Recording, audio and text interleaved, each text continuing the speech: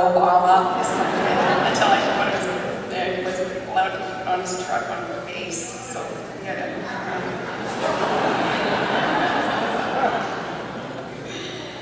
But those 2014 midterm elections, your involvement there, absolutely imperative.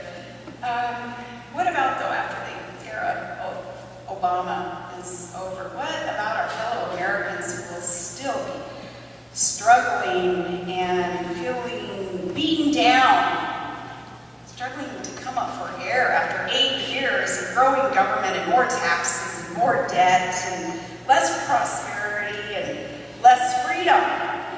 Now you know coming up that the other side will just offer more of the same. More false promises, more free stuff. And the media, for far too long, will go along with it and all the deception. What will you counter it with? See, this free stuff is so seductive. Why do you think marketers use free stuff to bring people in? Free stuff is such a strong marketing ploy. It's a tool. That lure of free stuff is seductive. But did you all learn too in Econ 101, there ain't no such thing as a free lunch. Our free stuff today is being paid for by taking money from our children and borrowing from China. When that note comes due, and this isn't racist, so yeah, try it anyway. This isn't racist, but it's going to be like slavery when that note is due, right? We are going to be beholden to a foreign master because there is no plan. There is no plan coming out of Washington, D.C. to stop the incurrence of debt. Is there? All we're hearing about is why we need to grow more debt. Hey, Lurleen, if you're in a hole and you don't want to be in that hole, quit digging.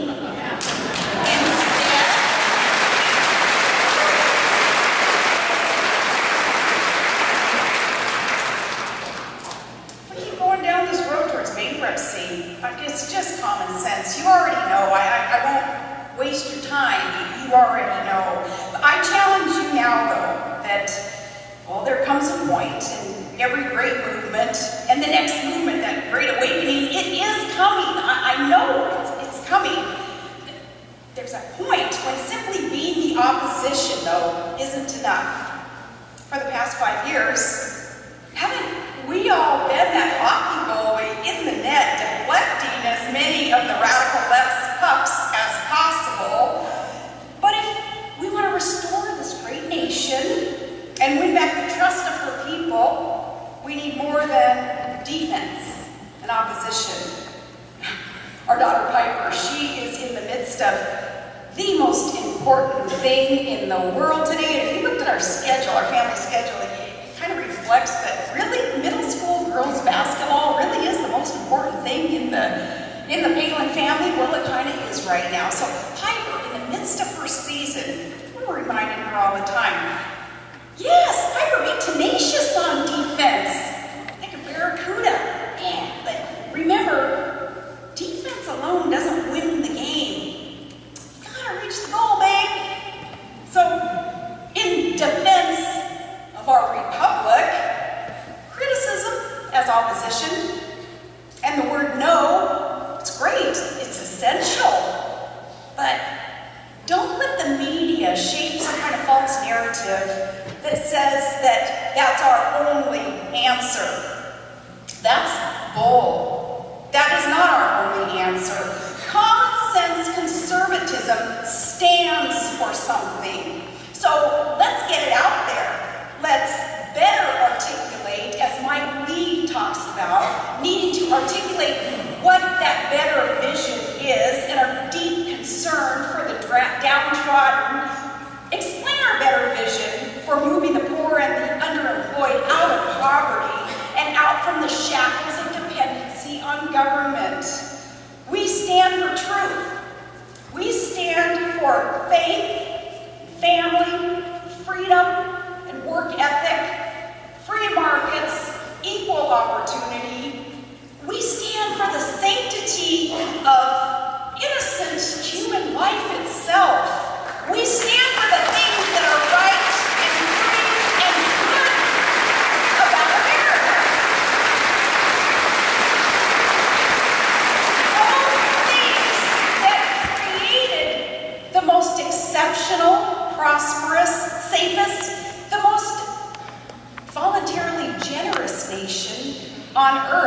those virtues. And these are time-tested truths that show that we care sincerely for our fellow countrymen and recognize that they're not wards of the state, but free men and women who can live good and productive lives without DC's appointed best and brightest telling us what to do.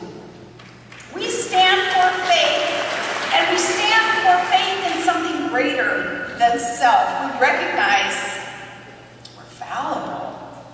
We don't pretend to have all the answers, but we can have faith in He who does. This week, I was able to speak at Billy Graham's 95th birthday party, and I tell you, I think that was the most humbling event ever that I was able to participate in. Absolutely humbling. He left us with a poignant word in a video that they showed that night. He was talking about his personal faith. His quote was, "My hope is not centered in this world. My hope is centered in the person of our Lord Jesus Christ." Billy Graham is so right to not have that hope in politician or politics or system, government. That's false hope. Hope, fingers crossed, hope, especially that politically strange, hopey-changey stuff that's part of our political system today, it is proven to be futile politics.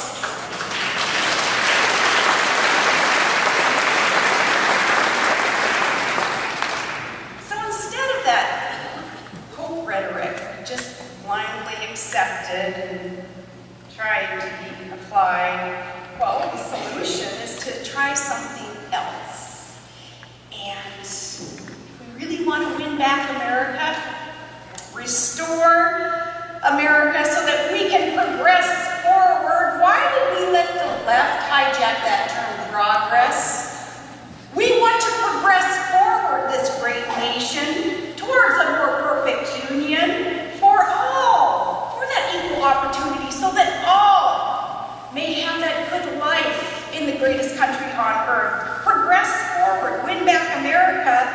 In order to do that, instead of that hopey, changey stuff, let's apply a new term.